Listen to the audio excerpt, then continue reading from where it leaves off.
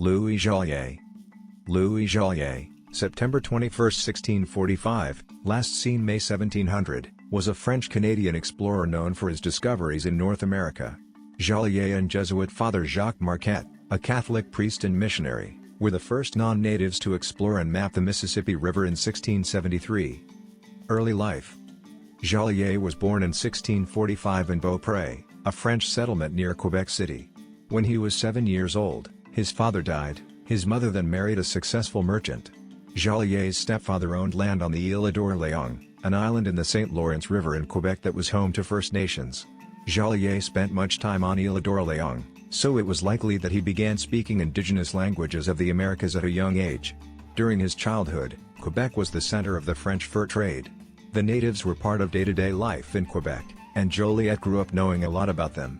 He entered a Jesuit school as a child and focused on philosophical and religious studies, aiming for priesthood. He also studied music, becoming a skilled harpsichordist and church organist. Yet he decided to leave the seminary as an adult and pursued fur trading instead. Jolliet attended a Jesuit school in Quebec and received minor orders in 1662, but abandoned his plans to become a priest in 1667. He spoke French, English, and Spanish. Exploration of the Upper Mississippi. While Hernando de Soto was the first European to make official note of the Mississippi River by discovering its southern entrance in 1541, Jolliet and Marquette were the first to locate its upper reaches, and travel most of its length, about 130 years later. De Soto had named the river Rio del Espiritu Santo, but tribes along its length called it variations of Mississippi. On May 17, 1673, Jolliet and Marquette departed from St. Ignace, Michigan with 2 canoes and 5 other voyageurs of French Indian ancestry. The group followed Lake Michigan to the end of Green Bay. They then paddled upstream, but southward, on the Fox River to the site now known as Portage, Wisconsin. There, they portaged, carried their canoes and gear, a distance of slightly less than 2 miles through marsh and oak forest to the Wisconsin River.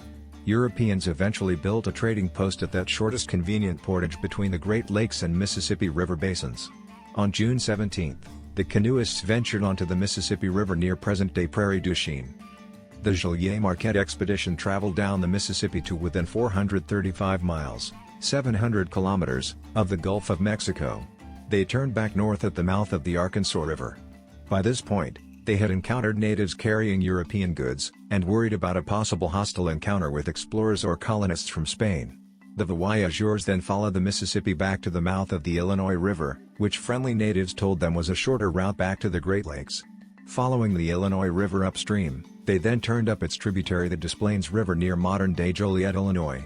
They then continued up the Des Plaines River, and portaged their canoes and gear at the Chicago Portage. They then followed the Chicago River downstream until they reached Lake Michigan near the location of modern-day Chicago. Father Marquette stayed at the mission of St. Francis Xavier at the southern end of Green Bay, which they reached in August.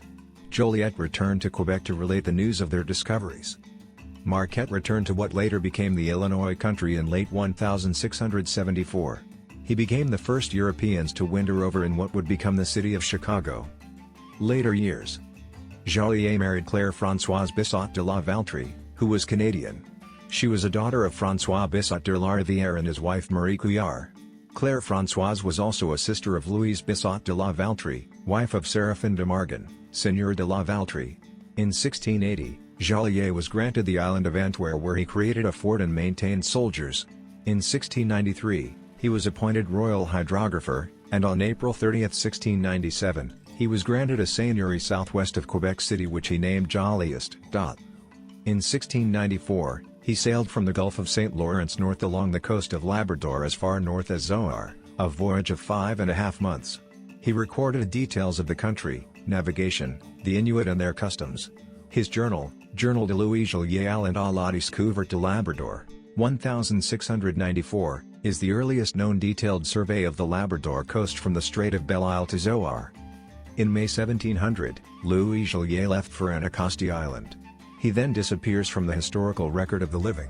There is no listing of his death or burial place, and the sole record of his fate is the notation that a mass for his soul was said in Quebec on September 15, 1700. Jolliet was one of the first people of European descent born in North America to be remembered for significant discoveries. Though no authentic period portrait is known to exist, Jolliet is often portrayed wearing either typical frontiersman garb such as a fur hat or in sharp contrast, ensconced in the European nobleman's style that his personal wealth and prestige would have commanded although living in colonial society. Legacy.